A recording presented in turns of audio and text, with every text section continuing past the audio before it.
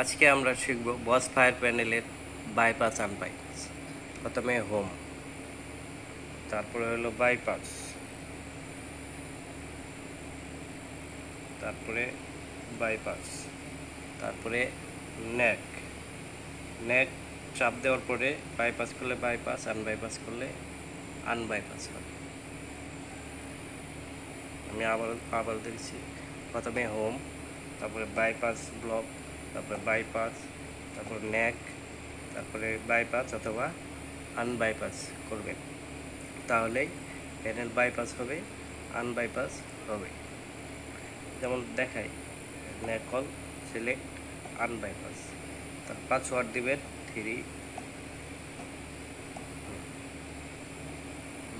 এই যে 5টা এসব, আর বাইপাস 23। ভিডিওটি ভালো লাগলে লাইক, কমেন্ট ও শেয়ার করুন।